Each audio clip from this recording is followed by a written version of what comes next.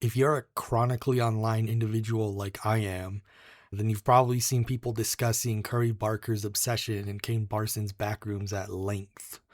I recently got to see both movies in the theater, and easily they're two of my favorite horror movies that I've seen in a while. Judging by the audience response, I'm not alone in feeling that either. You could say that the obvious explanation is that they're both just really good horror movies, but honestly, I think every year we get good horror movies. The thing is like every once in a while you get a horror movie that becomes a culturally defining moment. Think like Hereditary or Get Out or even last year's Sinners.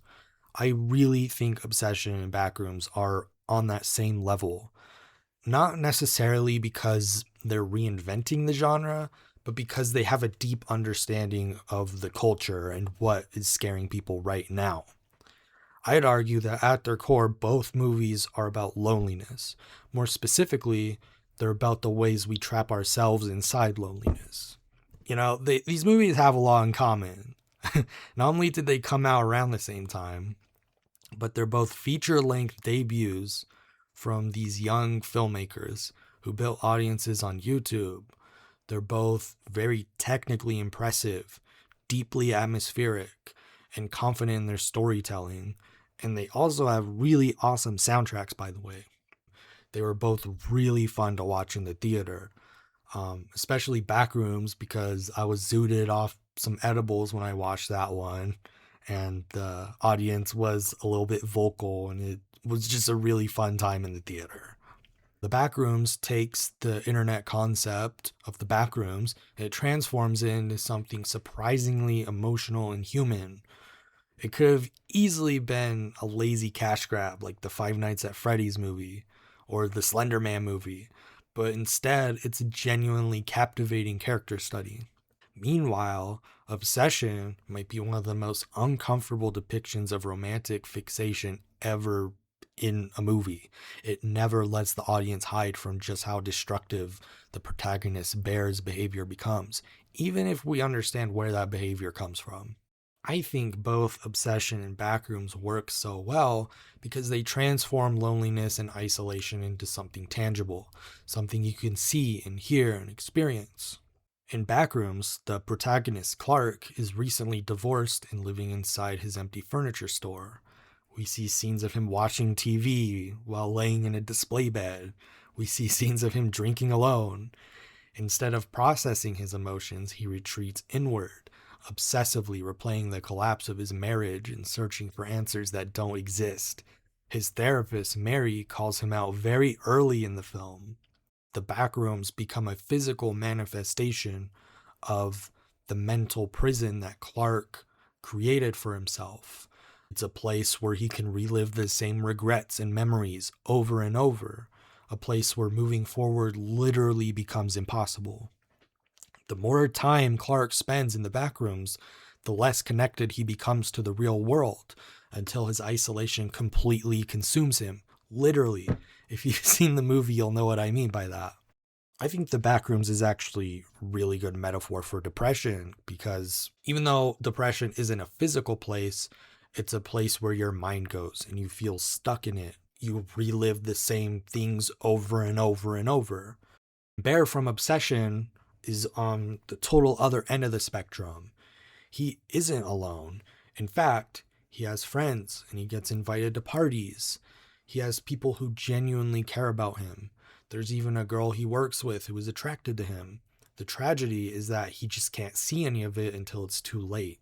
His fixation on Nikki and his fear of rejection slowly overtake every decision he makes. Rather than pursuing genuine connection, his life revolves around preserving a relationship that he knows isn't even real. He knows it's not real.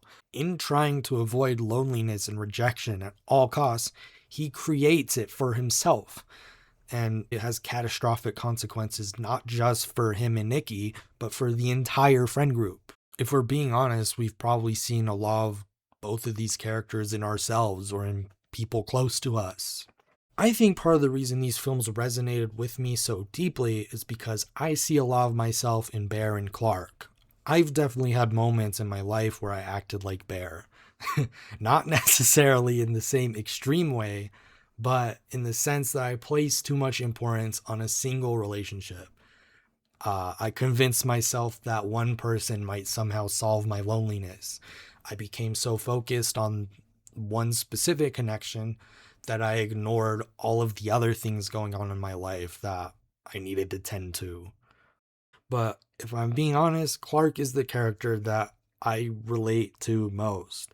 I struggle with depression, and I've gone through periods where withdrawing felt easier than being vulnerable. I've had times where it just seems safer to stay inside my own head than to risk reaching out to other people. Part of that connection to Clark also comes from a strange coincidence. Like Clark, I went to architecture school, but I never became an architect. Instead, my first job after college was as a building inspector.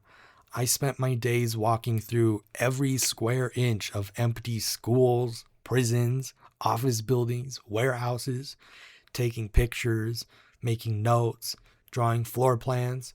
And then afterwards, I'd spend weeks and months sitting down and writing reports about them. It was good work and I was grateful for it, but spending all day documenting empty spaces was mind numbing work and it took a psychological toll on me. Looking back, I can see that I was slowly withdrawing from my own life. Like Clark, I was becoming more comfortable observing my life than participating in it. They've been trying to tell us for years that we've been living in the midst of a loneliness epidemic. Chronic loneliness is deadly. It's linked to depression, anxiety, cardiovascular disease, and a wide range of other negative health outcomes. It's a serious problem that's affecting millions of people, and I think that's part of the reason why obsession and backrooms feel so culturally relevant. It's because they speak on loneliness in a very captivating and human way. You know, both movies aren't scary because of the monsters or the violence. Instead, they're scary because they're familiar. They use horror to explore what happens when loneliness stops being an emotion and becomes more of an identity. The real horror isn't being alone, it's becoming the architect of your own isolation.